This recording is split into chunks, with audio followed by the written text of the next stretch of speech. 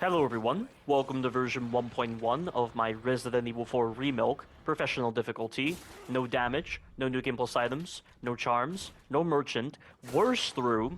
This will cover chapters 1 through 6 and a little bit of chapter 7, but you might be wondering why I am doing this particular worse through again, since I already did this kind of worse through, but I just didn't bother with a no merchant thing because I didn't want to pay any respect to Resident Evil 4 Remilk's terrible designs. Well, it's mainly because of Ether, because Ether did a no damage, no new game plus items, no charms, no merchant, S plus playthrough of Resident Evil 4 Remilk. And since I saw that playthrough of his, it lingered in my mind, and my mind kept on telling me to just do it again. And also, another reason was because I wanted to also hate the game from, or I'm sorry, hate the pre-alpha from a more informed context again. And, I have to better myself for the review and retrospective that I will be doing for Resident Evil 4 Remilk. So that is precisely why I decided to do this again. And also since people keep on saying that I'm bad at the pre-alpha or like all this other rubbish, that, oh, I can't shoot a gun to save my life, oh, everything I'm saying is wrong, all this kind of stuff. It just brought back memories from my worst through, so I just decided with these three different reasons to just do the worst through again that you're seeing right now. And that's all I have to say about that. But right there, I'm going to do the stealth strategy that I showcased in my second worst through, where you basically shoot your gun twice in 3 different spots to lure the enemies, and then you'll be able to sneak into that building, grab the grenade, and once the enemies are lured to the other position, I can just use the grenade again, and that will eliminate most of them, although sometimes they will have a lot of their health remaining because the grenade damage on this pre-alpha is very, very sporadic. It really doesn't make any sense, and originally people thought this was related to frame rate, but apparently it's not, and I just don't understand why there is so much ambiguity on the grenade damage. Like, I've had so many moments, or rather a few moments, where I've used the grenade to kill a bunch of those enemies and then some of them have survived, and then it's taken like 4 pistol shots to eliminate the enemies, and every time I've been trying to kill the enemies, they just choose to run through my bullets because this pre-alpha decides to not favor really well-designed gameplay, and for a fast-paced game where every quick decision matters, flinch animations are very important, especially when the enemies have all sorts of bullcrap attack animations. They can spam grab and do all sorts of nonsense, and yet New Capcom didn't have the common sense to comprehend what functional gameplay would be. And so, in place of actual functional gameplay, they decided to favor cheap AI, and this forces you to rely upon exploits and other dumb tactics, all sorts of things to make sequences better, and this ultimately ruins the iconic moments that they tried to reimagine from the original version of Resident Evil 4, that the original version of Resident Evil 4 does much better, and yeah, the whole shebang, pretty much. It's all just really stupid, guys. And you will not believe the amount of idiots that commented on my poor designs for Resident Evil 4 Remake series and came up with the most ludicrous of explanations to defend the poor design choices of Resident Evil 4 Remake and then call me the bad guy. And I've even saved some of these comments, and the reason why I've saved them is because while it is important to keep your friends close, it's also very important to keep your enemies closer. And the things they say are worthy of countering, and they help me become a better reviewer and a better critiquer in the process. So that's why I saved those comments, and it's also worth pointing out in commentary and in my review as well. So yeah, that's why I've saved those really stupid, retarded comments. And I just cannot believe that people can be so dense as to not even watch through the full video, and then when they have some kind of disagreement with me, they decide to be so antagonistic towards me, and there are far better and far friendlier ways of actually voicing disagreement, but they decide to favor the most pugilistic manner possible. It's seriously just really dense of these individuals, and that is the fan base of Resident Evil in a nutshell, pretty much.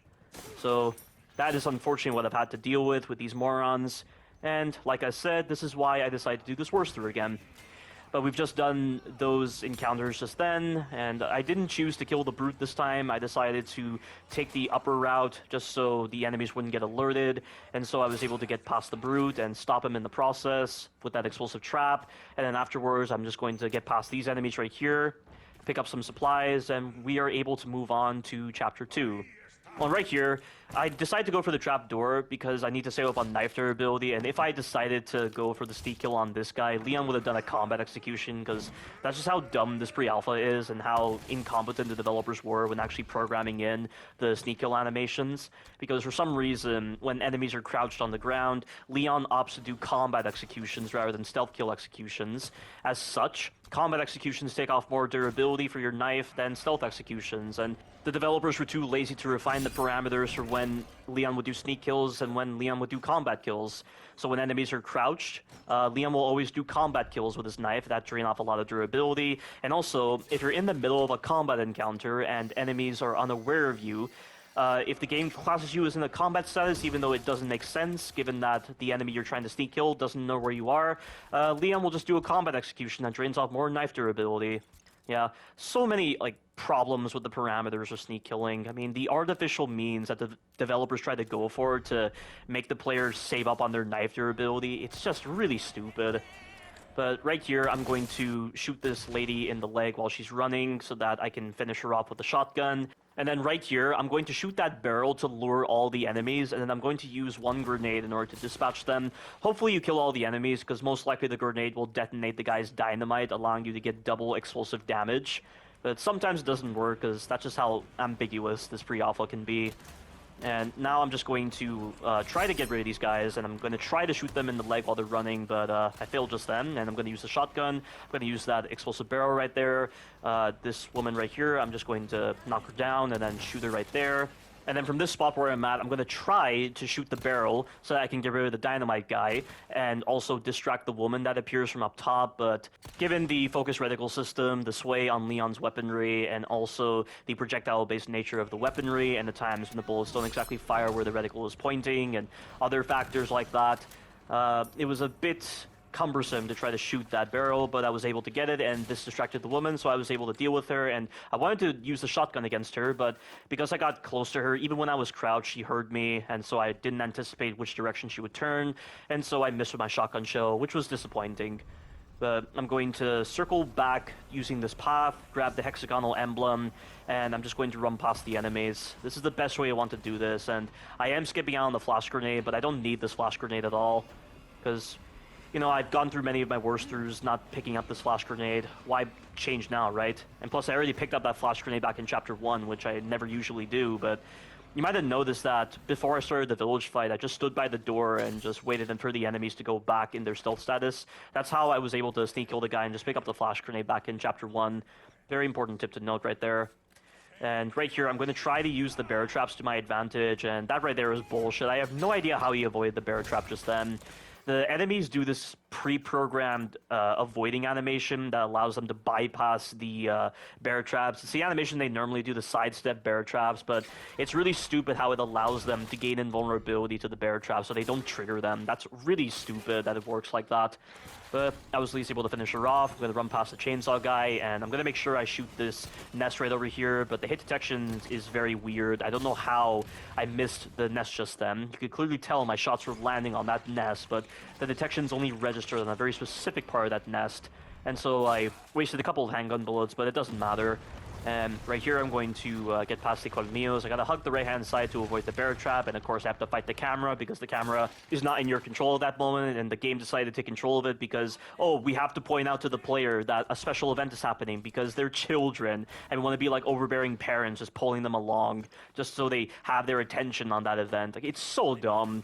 And it can really screw you in certain parts. Like, you know the boss fight against Sadler, if you even want to call it a fight? Do you know the amount of times I've tried to shoot Sadler's eyeballs to stop him from trying to do his summoning move if I don't have a flash grenade? And every time I try to shoot his eyeballs to stun him before he does the move, the game takes control of the camera and it forces me to lock on the centered mass, and then I can't move the camera for a couple of seconds so he's able to get the summoning move out. It's so dumb that it works that way, it really is. But right here I'm going to run past these enemies because, of course, it's like Resident Evil 1 Remake, where you got to run past all the enemies in really stupid ways, even though it doesn't really make sense to do so in order to save up on ammunition. And yeah, I just need to get past these guys right over here. And I'm going to disable this explosive trap right over here, and I'm going to make sure I kill the Colmillos. I don't know what they've done with the Colmillos. Like, previously, before a certain update, the Colmillos would just lie down on the ground and you could run past them, but now they just stand up, and they're in an active combat status, so you have to get rid of them this way. And I'm also going to make sure I use a normal grenade to kill the crows so I can get some additional supplies. This Colmillo right here, it looks like he's going to be walking when he's coming around this corner, but sometimes he doesn't choose to walk and he can just grab you. And the Colmillos have really bad detection on their grabs. The hitboxes on their attacks are pretty bad. I'm just going to run all the way over here, pick up some supplies, and then we have the next combat encounter coming up, and I'm also going to make sure I craft a lot of shotgun shells. Ether demonstrated this in this playthrough, but if you craft a lot of shotgun shells in the earlier chapters and you keep on using up your small resources and your gunpowder, you get a higher chance of getting those resources back. Of course, in the later chapters, this won't be the case, because in the later chapters, you get a smaller percentage of chance of getting back small resources. I don't know why this is, and you get more large resources in the process, and the only thing large resources are good for is just submachine gun ammo and rifle ammo. And speaking of the rifle, it's important you pick up the assault rifle in Chapter 10 if you did Ashley's section correctly in Chapter 9. The assault rifle was very useful for certain parts of Resident Evil 4 Remilk because of the high damage output, and the assault rifle allowed me to do the 2 Garrador encounter in one attempt. Of course, I still needed the 2 flash grenades to do a lot of damage to the parasites, and the assault rifle is mandatory for Sadler because it's the only weapon that can deal a lot of high damage to him. Like, 7 shots from the assault rifle is enough to take out one of his eyeballs on his front legs, and you need at least 120 assault rifle rounds if you're going to take out Sadler. 120. I mean, that's just a lot of ammunition to take out this guy. And also, if you're using Krauser's knife, you can do a lot of damage to him in the process, because Krauser's knife, for some reason, doesn't drain durability when you're hitting his legs. I don't know why this is, yet it drains when you're dealing with regular Ganado. I don't understand the logic in that. It's really stupid.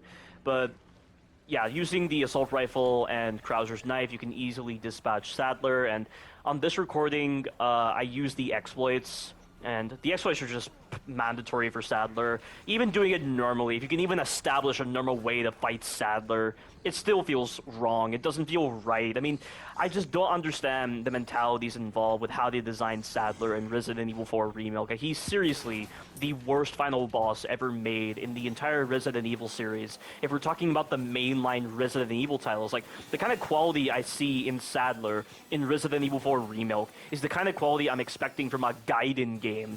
And when I say Gaiden game, I mean a side game, like when you're talking about Revelations or, I don't know, like Dead Aim, for instance. Those kind of games, you don't expect the same level of quality like a mainline Resident Evil title, but Sadler is just... I don't really understand him at all. It really doesn't make any sense, and even though I wasn't using exploits in that one video I uploaded where I showcased how to beat Sadler without taking damage, without using the merchant, and without using exploits, it still didn't feel right, and it just looked really stupid. Like, that boss, if you want to call it that, is just so terrible, honestly. But now we're on Chapter 4 after he dealt with Delago. I just sped up Delago because it's just a nothing fight. And I'm just going to run past these guys right here. Of course, I'm going to take out this guy first. And then I'm going to circle around, grab the flash grenade and the other supplies. And then I'm just going to run past these guys because there's no incentive to deal with them at all. And if you want to deal with them, you might be using the harpoons, although the harpoons, if you decide to use harpoons against the enemies, they don't drop supplies for some reason. It's really dumb. Like, this is a one-time set piece for crying out loud. Why would they not drop supplies if you use the harpoons? And the enemies drop supplies when you use the cannon in Chapter 7 and also in Chapter 8.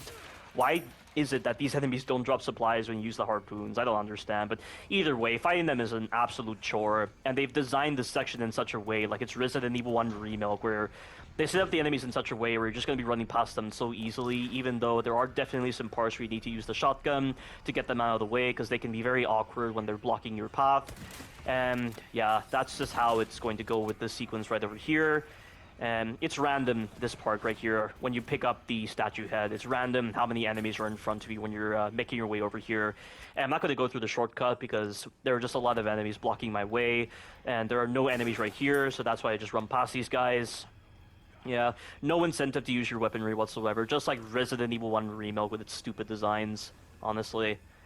And I can't believe some moron commented on my Resident Evil Village review and totally misunderstood what I meant when I said that Resident Evil 7 provides more of an incentive to use your weaponry compared to Resident Evil 1 Remake. And he favored a straw man fallacy and just argued against an exaggerated point of mine. Like, he exaggerated what I was saying about an incentive to use guns and just tried to argue against that to make me look like an idiot. Like, how stupid do you have to be to not comprehend what I mean by incentive to use weaponry?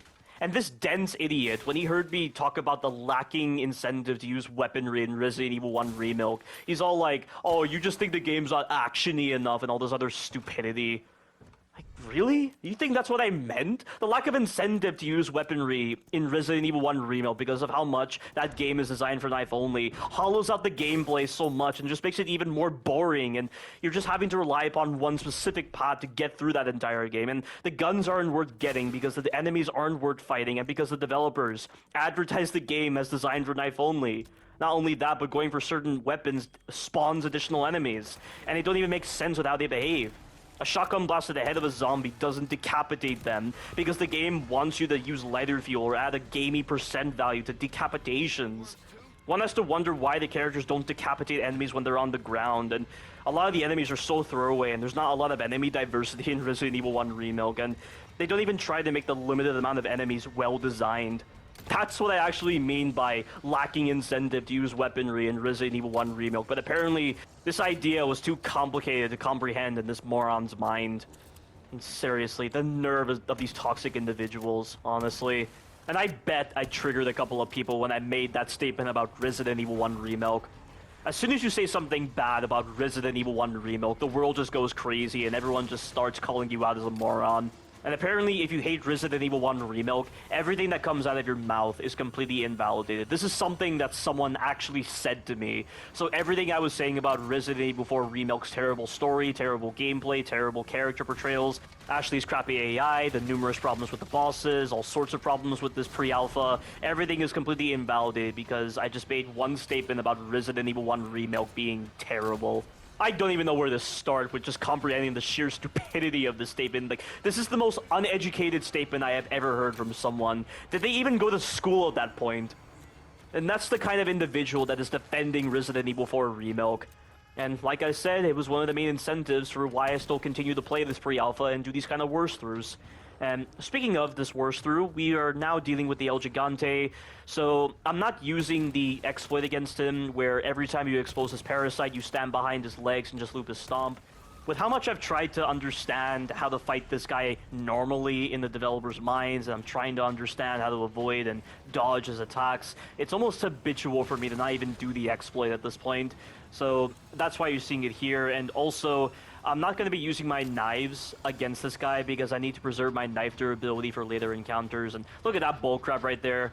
If he had done another kind of close range attack, I was screwed. And sometimes doing what I did just then doesn't work against that kind of move. It's so odd. Like, sometimes he just grabs you for no reason because of how ambiguous the hit detection is. It just doesn't make any sense. But as I was saying, I'm not going to use my knife against this guy because I need to preserve my knife durability for later encounters. I'm instead going to keep my distance and shoot the parasite with the pistol and hopefully down him in the process. I'm not going to bother using my shotgun against him because the shotgun's detection on the parasite is a bit ambiguous as well. At a certain point, I do decide to use flash grenades because it's taking way too long. This guy has so much life. They really want you to slot into upgraded weaponry and just decimate him. Like, everybody just uses the upgraded sniper rifle against this guy, and they even take the time to save the dog just so his parasite is free for an extended amount of time, and this is what allows them to get rid of him so quickly. But it's like the developers only consider that to be the only option. Look at that bullcrap right there.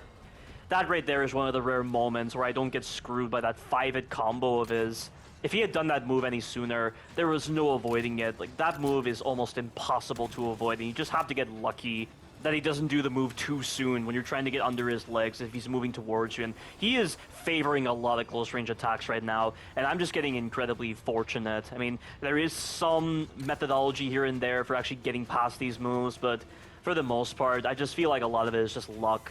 I mean, I seriously do not understand how they designed this guy. I just don't understand why they made so many mistakes with designing the moves that this guy has. Like, I'm still standing by what I said before a long time ago. The El Gigante in this pre-alpha is worse than Moreau from Resident Evil Village, and every single boss in this pre-alpha, aside from Taurus Mendez, is worse than any boss in Resident Evil Village or any other boss in the Resident Evil series. But I used one flash grenade on him to speed up the fight because this is taking forever, and then he nearly catches me right here with the 5-hit combo because of how small the arena is, and there's always a high possibility that he's going to do these kind of moves. Like, at any moment, he can just choose to do his close-range garbage. Like, he might as well do nothing but those kind of moves. Why does he even need to waste time doing his long-range attacks when he can just do nothing but these kind of random close-range attacks that have phantom range, and they take advantage of Leon's inability to move very fast to get away from them, because Leon's the slowest character in the entire Resident Evil series. If new Capcom wanted to favor awkward gameplay, they have an option right there. Why don't they just do that? Let's see how balanced this entire fight is. It's so dumb, guys. But right now, I've stunned him, so I'm going to take the time to shoot his Parasite. There's about a minute left before he goes down, so what's he going to do right now? So you gotta keep your distance from him.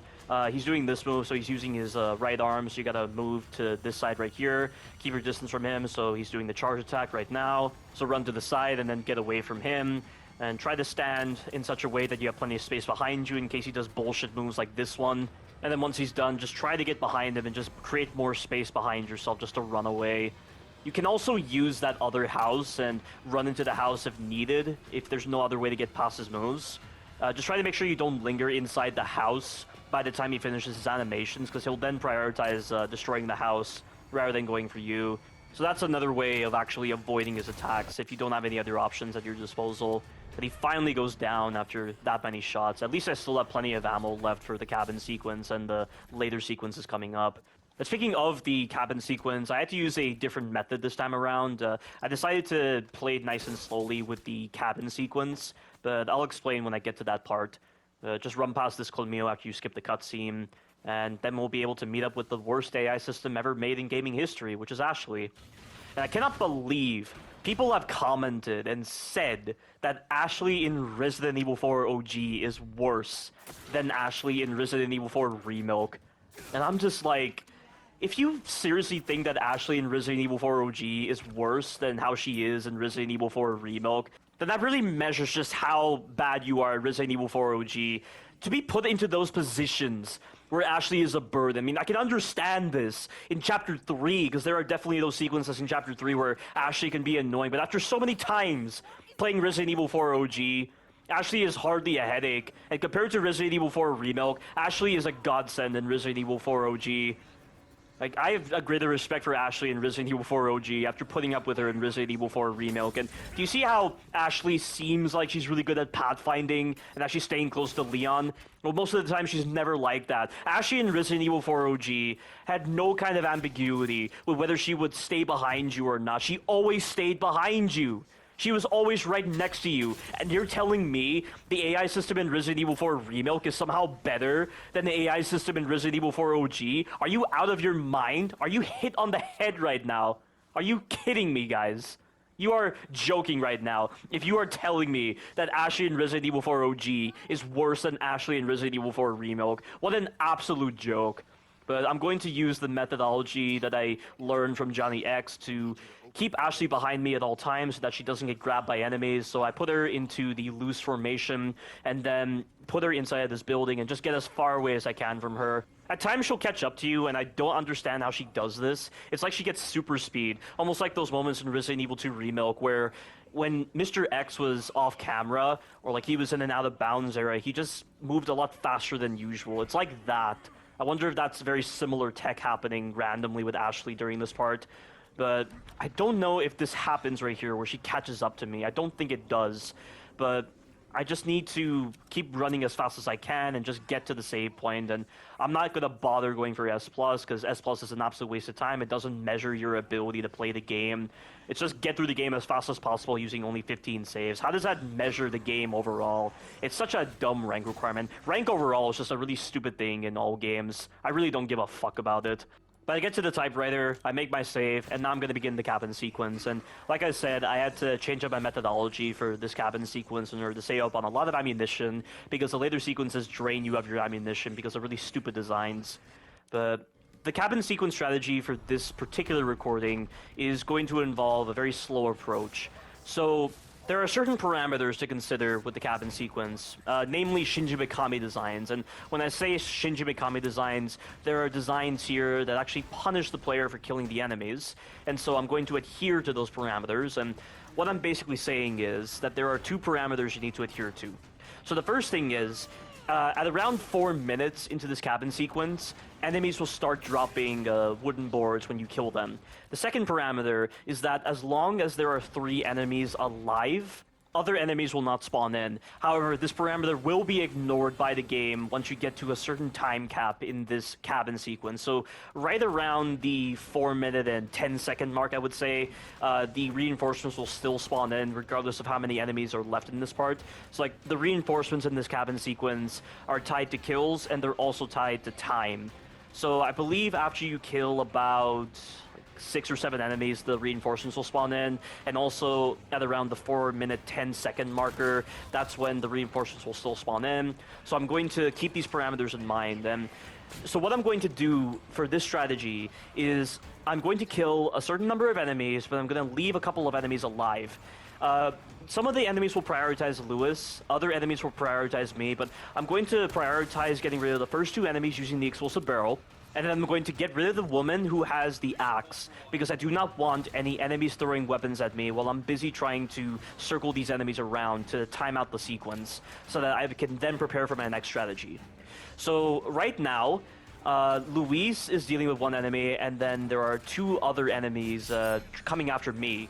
I think Luis killed his guy right now. Yeah, he did. So because there are only 2 enemies now, other enemies are going to spawn in. But it doesn't mean that the official reinforcements have spawned in. It just means that additional enemies are spawning in, but they are not the actual reinforcements. You know, like those reinforcements that have the torches, and you see a whole bunch of them just come out of the blue. It's not those guys. This is a completely different set of enemies. So the 3 enemy limit is still at play right here. So what I'm going to do now is I'm going to make sure that a couple of enemies are prioritizing Luis, because Luis killed an enemy that was dealing with him. One of the enemies that was previously following me is now going to target Luis, alongside another enemy who is part of the additional spawn, but he's always going to go for Luis. And it's this guy that grabs, the one with the beard. But right now, there are about 4 enemies left. So 2 of them are prioritizing Luis, and the other 2 are coming after me. So Luis is going to be shooting at the 2 enemies that are dealing with him, and eventually one of them is going to die. But it's a good thing that I have 4 enemies, because then it means that there's still going to be 3 enemies left over once Luis kills one of them. So right now, I'm just going to circle these enemies around and try to make sure that I do not get caught by them. And I'm also going to periodically pause the game and check the timer. So it's important that at the start of this cabin sequence, you log what the timer is in the menu, so that you can perfectly count down whether 4 minutes have passed or not. So once you get to the 4-minute mark, that's when you want to start killing the enemies. And it's a good thing you have 4 enemies left over, or 3 enemies, because the chances of you getting a wooden board from one of these enemies is exceedingly high, given that there's 3 or 4 enemies left. So right here, I'm pausing the game right now, and I'm checking the timer. I've already logged what the initial time was when I started this cabin sequence was. So that's how I know 4 minutes are going to pass. So I believe I've hit the 4-minute marker right here. So I'm going to start killing the enemies, and they should start spawning wooden boards. So this guy right here dropped wooden boards. So I'm going to use these wooden boards to block off the window right over here. And remember how I used the explosive barrel to get rid of those 2 enemies? Well, notice how the window is still intact. This is good news, because what this means is the enemies that are going to try to access this window, they have to first break the window. And so I can shoot them while they're in the middle of the animation and slow down their progress even more. And what I'm going to do is use a grenade to get rid of most of them, and then I'm going to prioritize the enemies that are with me, because most likely I'll get on wooden boards because of the fact that I killed a multitude of enemies with that one grenade. And they're still breaking down the the window. So this gives you plenty of time to get the wooden boards and put it on the window before they have a chance to break through. So all I have to do now is survive this spawn right here, where the enemies are going to come from above, and eventually the Brute's going to appear, and this is where I'm going to be using a lot of my shotgun shells in order to stay alive, and it's a good thing I didn't waste these shotgun shells trying to kill the initial enemies. I have plenty of shotgun ammo to deal with these guys, but it's still going to present with a lot of clunkiness and a lot of awkward play, because at any moment the enemies can choose to act very weirdly, at any moment they can rush me, at any moment they can throw their weapons, like all sorts of random factors will occur right here. But I really need to make sure that this bottom level doesn't have so many enemies so that I'm able to prepare for the Brute that's going to spawn. And the Brute that comes is incredibly broken because during his mantle animation, when he's jumping through the window, he cannot be stunned by grenades or flash grenades. It is ridiculous. I don't understand how new Capcom can be that oblivious to a mantle animation granting that kind of invulnerability. I think he still takes damage from your weapons, but he just refuses to get stunned by grenades or flash grenades. It's so dumb. So what I need to do is I'm going to use the shotgun to damage him a bit, and then I'm going to use this one flash grenade that I have to stun this guy, and then follow up with a knife execution. Afterwards, I'm going to use a grenade and place it in such a way that he gets pushed back into the wall, and this will trigger a context-sensitive animation that will cause him to stumble, and I'm going to be able to follow through with another knife execution. And did you notice how that second knife execution took off more durability than the first knife execution? So for some bizarre reason, when you stun brutes with a flash grenade and you use the knife execution, it takes less durability. But if you knock them against the wall and then use your knife, it takes off more durability. And I can't help but feel that the knife execution that you use when you punish the brute for stumbling into the wall does more damage than the knife execution that you use when you're following up on a flash grenade stun. If that's the case, that is really stupid, but I have to do some testing to see if this is actually true. If flash grenade knife executions do less damage than wall-bounding knife executions. That's the one thing I have to really test out. And right here, I'm going to take out these two enemies, and then I'm going to time my movement just right so that by the time the enemies spot me, I will have already gotten past the trigger that spawns in the reinforcements. So because the enemy spotted me too late, I have bypassed the reinforcements. That is a really dumb sequence, and I believe it's still buggy, and I believe those situations where enemies can spot you for no reason still occurs. And I'm sure like my poor designs of Resident Evil 4 Remake series with the Chapter 6 edition perfectly summarizes just how bad that entire sequence is. And this whole part right here with the Bella sisters is still just as stupid. And I find it really stupid how you can actually escape combat with the Bella sisters. And they can go into a stealth status, right? They have a programmed stealth status. And in my most recent poor designs video for Resident Evil 4 Remake, I got into a situation where I was able to lure the Bella sisters out of their initial spot, which they always go to whenever you leave the area or escape combat. And I was putting myself in a position where I could easily sneak kill one of them. But guess what, guys? You can't sneak kill the Bella sisters for some stupid reason. The prompt for the stealth execution just doesn't appear whatsoever. It's yet again another example of new Capcom invalidating the stealth in Resident Evil 4 Remake.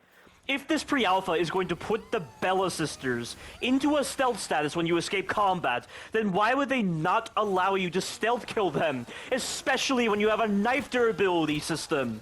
Not to mention, if you're able to perform combat executions with your knife on the chainsaw enemies, then why are you not able to do stealth executions?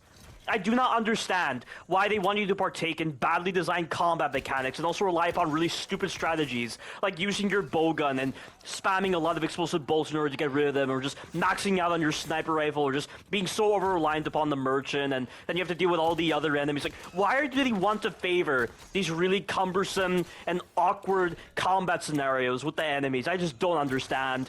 And if you see my previous worst throughs, if you see my blind playthrough, you'll understand just how terrible this entire section is, how badly designed the chainsaw enemies are, how badly designed a lot of the other enemies are, just how improperly thought out this entire section is. And some moron decided to defend this design because once again, someone else decided to favor a strawman fallacy and completely exaggerate upon the points I was addressing with this idea of not being able to stealth kill the Bella sisters. And they said, oh, it'd be so broken if you could stealth kill every single mini-boss, and it would just make for a terrible experience. It just goes to show that you're a loser who wants an overall easy experience like a pussy. That's what he actually said. Talk about completely missing the point.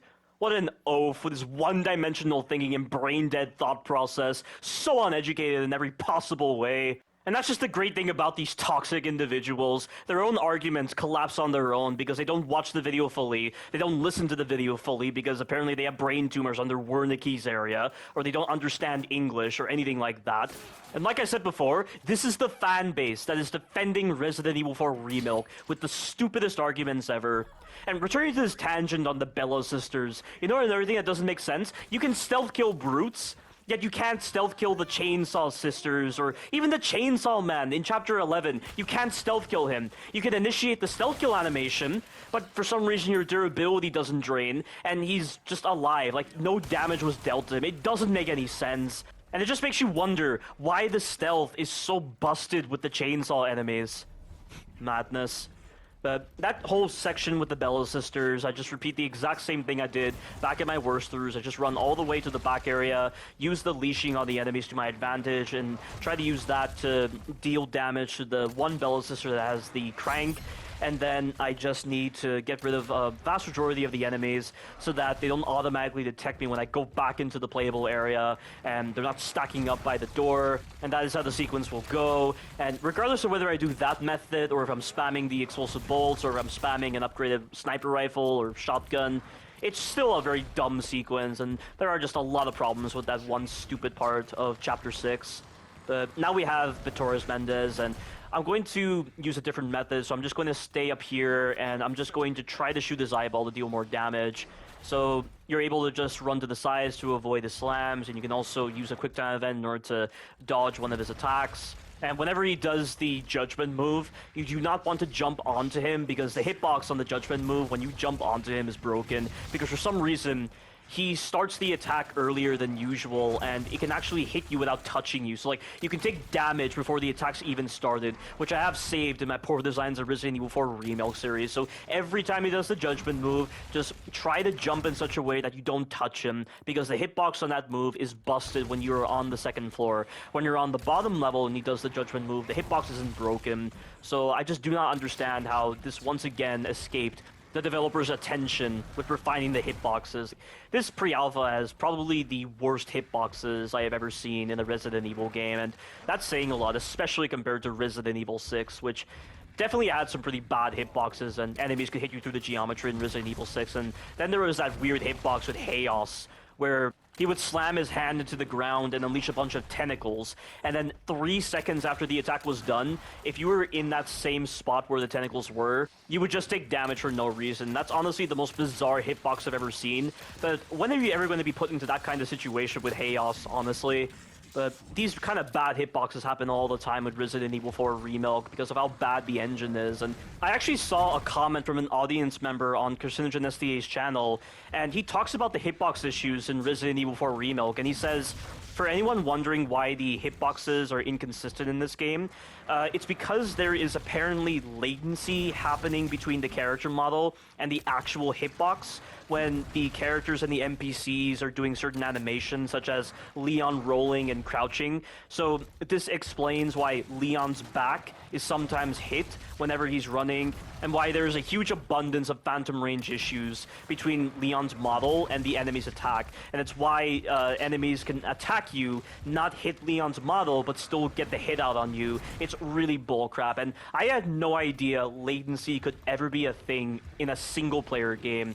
Whenever you think of latency, you always think of multiplayer games, like online games, not single-player games, and I had no idea that was ever a thing with hitboxes in a single-player game, but that is absolutely ridiculous, that that kind of latency issue exists, and I believe this latency issue is also in Resident Evil Village, because the number of times I try to just crouch with a time to it, rather than just crouching very prematurely, and I just get hit in the process, it's likely due to latency issues. So that's why in Resident Evil Village, when you're trying to crouch under attacks, you just want to do it prematurely, like very early on, rather than just time it when an enemy's attack is about to hit you. And it is really dumb in Resident Evil Village, and I'd see Resident Evil 4 Remake has inherited that. And I'm guessing this is also an issue in Resident Evil 2 Remake and Resident Evil 3 Remake if they're using the RE engine. but they never had this kind of latency problem with Resident Evil 7's hitboxes, so apparently something happened to the engine during Resident Evil 2 Remake's development that caused this latency issue, and now it's just translated over to these other Resident Evil engine games. What is up with that? But I'm still dealing with Taurus Mendez in this first phase, and eventually he is going to go down, and then we'll get to the second phase, and nothing has changed about my strategy for the second phase. So if you've seen my previous worst throughs, you'll understand the strategy that I'm going to do. I'm just going to stay on the bottom level, just shoot him when he's far away, and then when he's close, I'm going to try my best to get behind him, because he has a lot of trouble hitting you when you are behind him. And I know that Ether has showcased in his videos additional ways to stun Taurus Mendez that are guaranteed, regardless of your damage output or regardless of upgrades. Like, for instance, whenever Taurus Mendez is close to you and he does those very lengthy attacks where he waits a bit to charge and then he attacks, you can actually shoot his eyeball and it stuns him, but I don't really see the additional benefits with using this guaranteed stun. The only benefit I can really think of is having to not run the gambit with the fire so much, because the fire does spread in this fight. And, you know, it can have phantom range sometimes, but it doesn't deal instant damage to you. And I'm guessing if you're going to be using that guaranteed stun, it's good for people who don't want to deal with the fire, but I don't have so much of a problem with the fire. I do have a problem, though, when Taurus Mendez pushes me all over the place when I'm trying to do my method, and he can accidentally push me into the fire. That's definitely problematic, but other than that, I don't really see any other reason to indulge with the guaranteed stun. My method still works just as well. And like I said, if you've seen my strategies from the previous worst throughs, you'll understand what I'm doing against Taurus Mendez. And nothing has actually changed about how I feel about Taurus Mendez. It's still the same from the very first time I fought him. I just don't understand why Taurus Mendez in this remake is a complete 180 in his character portrayal compared to the original version of Resident Evil 4. I mean, in the original version of Resident Evil 4, he was actually an intimidating fight with very intimidating music and environmental designs. He was a slow, shambling boss. Like, everything in it said, it's a horror boss. But here, this is a complete caricature of a missionary, and he acts so much like Father Mosgul from Berserk, with his over-exaggerated personality on what you'd assume would be part of a missionary, and it's just really silly. Like, I don't understand what they were thinking with this, and when he's constantly spouting nonsense all the time, I mean, then again, like, the nonsense that he says is far more tolerable compared to what Salazar and Sadler and Krauser say in their fights. I can tolerate Taurus Mendez rambling all the time, but not in those three other encounters.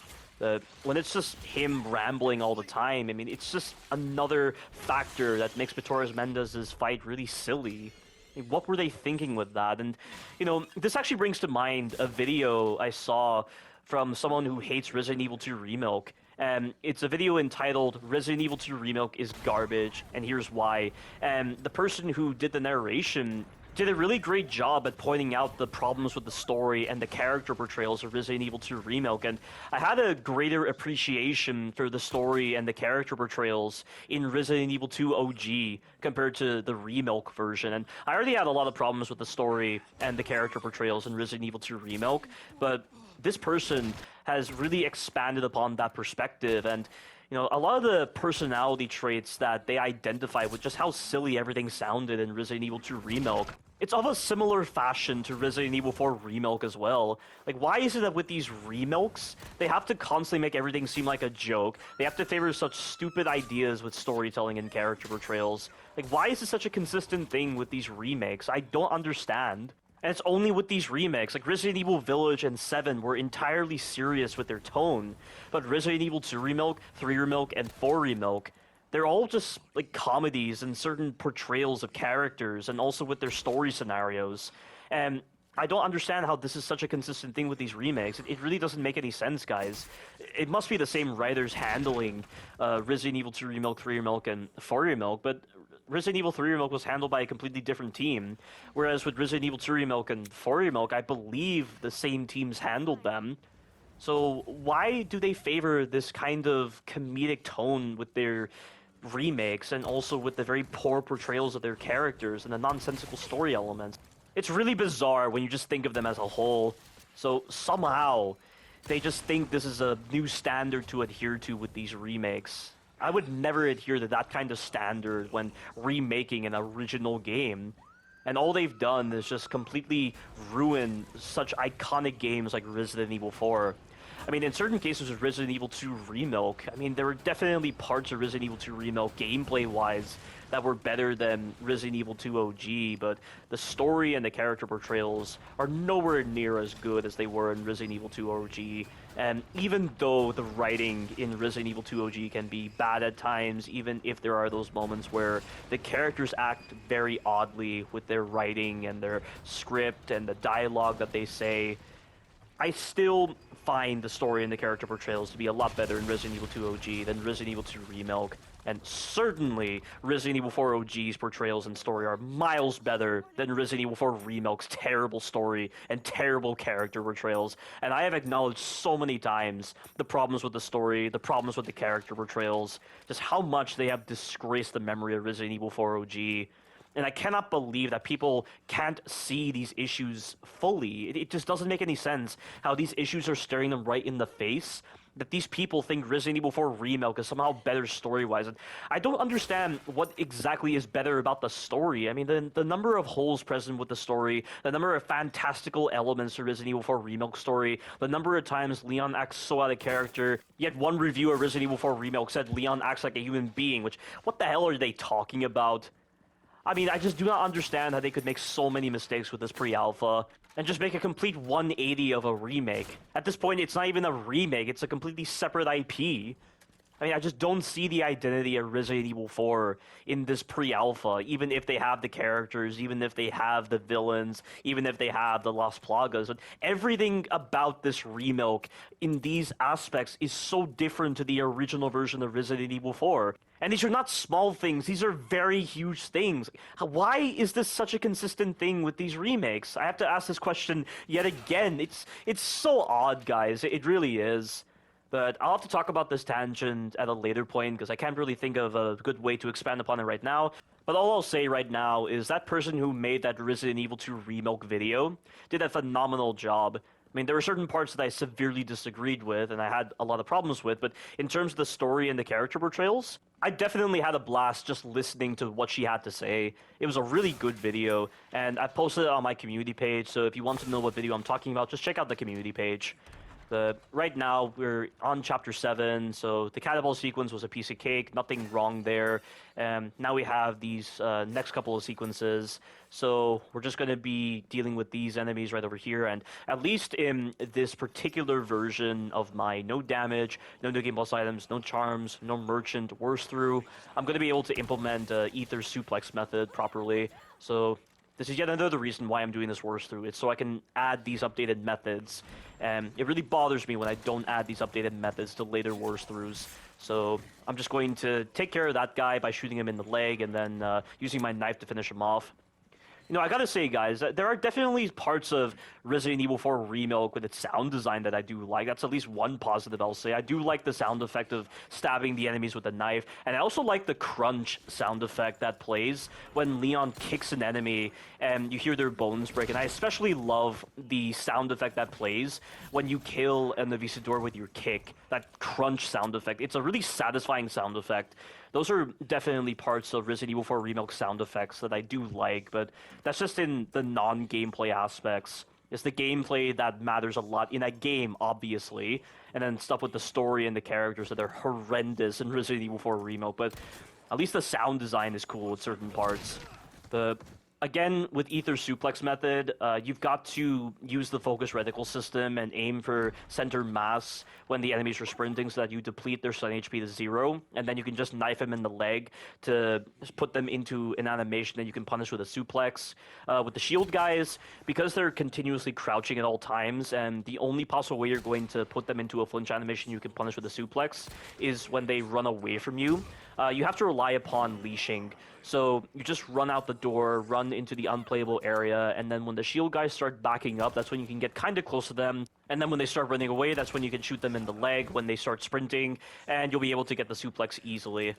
And we just have these side guys right now, so I'm just going to once again use the leashing to my advantage. I'm really trying to save up on my ammunition because you need a crap ton of ammunition if you're going to do the later sequences. And that stupid double crank sequence where you have to protect Ashley in the water room area is such a badly designed encounter. It's seriously a brain dead, unfinished, unpolished, broken section because of how badly designed Ashley's AI is and this number of enemies that you're dealing with. And everybody wants to call that a part of the harder difficulty. Oh, it's meant to be a challenge. Well, I'm sorry, guys. Breaking the gameplay down like that, like the game fundamentally falling apart, is part of the challenge. How brain dead do you have to be when making these kind of statements? And I just remember reading a comment like that recently. It is really retarded on a whole other level when they start defending all these really outdated design choices with difficulty and saying that broken games represent difficult experiences. At that point, you just gotta laugh at the sheer stupidity of these kind of comments and the fact that these people come from a bygone era of outdated mentalities. Almost about as outdated as a lot of the design choices that went into the stupid pre-alpha. Oh dear lord, I'm gonna have a field day when I do my retrospective of Resident Evil 4 Remake after I do my retrospective of the Shadows of Rose DLC. Which, if you're wondering what the progress is on the Shadows of Rose DLC for the retrospective, I've done the commentary, I've done the music, but I just need the video footage, and I'm finding it very difficult to do the video footage because I'm procrastinating a lot, and while I do have video footage of the entire Shadows of Rose DLC, I feel like I need video footage from Resident Evil Village and other Resident Evil games because I feel like they're necessary for filler moments of the review or when I do cite those games. And I'm dreading having to go through those games again, and this is why I gotta save my videos onto a separate drive and just save those videos for later retrospectives, just like what Lasers does when he's doing his retrospectives for Assassin's Creed. It's definitely a lesson I've had to learn after doing that retrospective for Resident Evil Village, which I take a lot of pride in, and I'm really happy with how the retrospective turned out for Resident Evil Village. And the same format is going to be the case with the Shadows of Rose DLC, but I'll at least make sure to add music this time. Oh, and watch this bullshit right here. So this Garrador does his initial scripting where he's supposed to run and do his charge attack, and then somehow, omnisciently, he just knows where I am. I didn't interact with anything. He just omnisciently knows, which I've pointed out countless times in my poor designs of Resident Evil 4 Remake series. Like, how did he know I was there? And I was very lucky that my deflection kicked in, because he would have damaged me otherwise. This enemy is so broken. This is easily one of the most broken enemy types ever. And that's not really saying much, because every single enemy in Resident Evil 4 Remake is broken.